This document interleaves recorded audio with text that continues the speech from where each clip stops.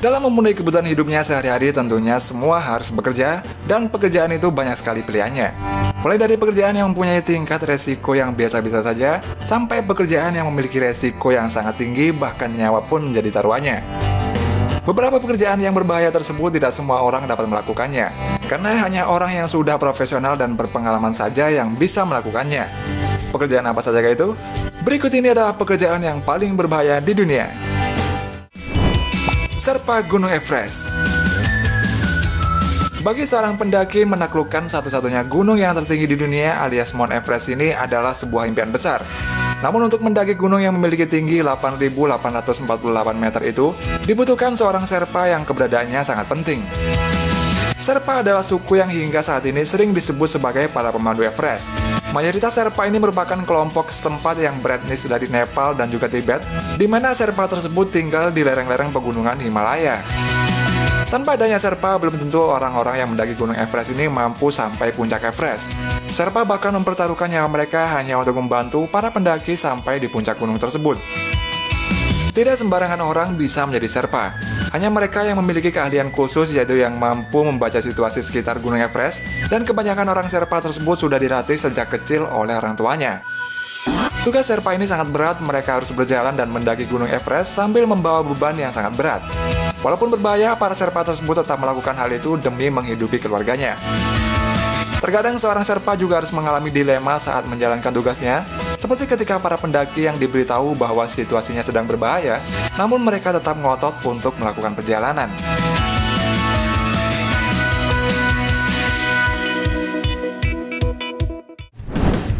Membersihkan ranjau. Setelah berakhirnya Perang Dunia ke-1 dan Perang Dunia ke-2, banyak sekali barang-barang bekas perang tersebut yang masih membahayakan manusia seperti ranjau darat. Saat perang berkecamuk dulu, ranjau darat sering digunakan untuk melindungi benteng pertahanan atau berguna untuk menjebak musuh yang akan menyerang.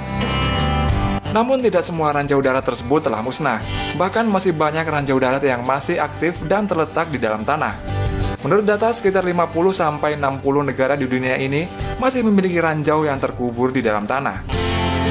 Karena dampaknya yang berbahaya, maka di beberapa negara akhirnya mempekerjakan orang untuk membersihkan ranjau yang terkubur. Para pekerja pembersih ranjau ini biasanya dari kalangan pemerintah, namun ada juga pihak swasta yang juga bekerja membersihkan ranjau darat, dan tentunya mereka sudah mendapatkan izin dari pemerintah pusat. Pastinya pekerjaan ini tidak gampang dan sangat berbahaya karena resikonya sangat tinggi. Karena sedikit saja ada kesalahan, maka nyawa akan menjadi taruhannya.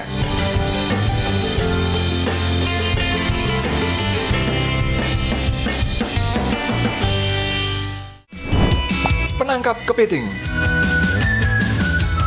Di antara semua pekerjaan, mungkin pekerjaan sebagai penangkap kepiting di Alaska ini merupakan pekerjaan yang paling enak tapi paling berbahaya di dunia.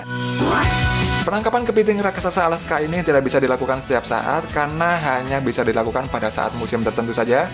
Penangkapan kepiting Alaska ini biasanya dilakukan pada saat bulan musim dingin di perairan lepas Alaska.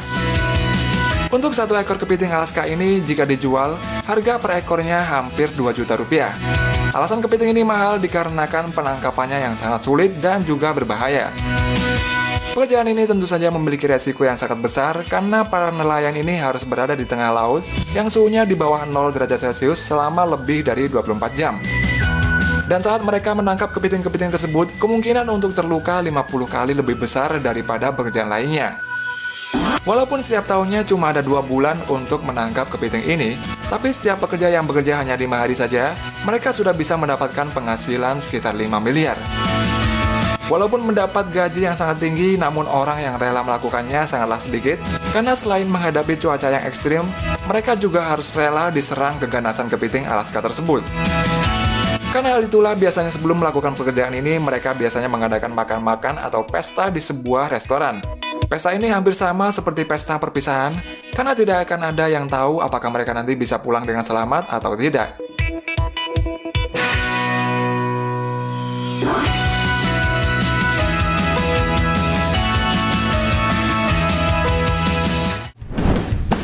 Gipsi nuklir.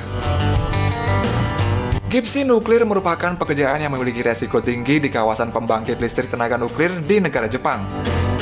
Tugas dari Gibson nuklir ini adalah membersihkan air radioaktif, memasukkan limbah nuklir ke dalam drum, atau mengunjungi lokasi krisis nuklir di beberapa tempat. Para Gibson nuklir tersebut biasanya merupakan para pengangguran dan tunawisma yang sangat membutuhkan pekerjaan. Resiko terkena radiasi ini juga tidak main-main. Radiasi nuklir yang sangat hebat ini bisa mengakibatkan para pekerja ini cacat seumur hidup. Meskipun gaji yang mereka terima ini sangat besar, namun banyak juga para Gibson nuklir ini yang keluar dikarenakan tidak kuat dengan resikonya, dan terdapat pula para pekerja yang harus dipecat karena terkena radiasinya.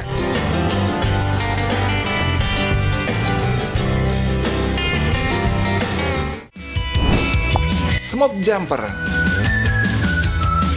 Sama halnya dengan petugas pemadam kebakaran, pekerjaan dari smoke jumper juga bertugas untuk pemadam api.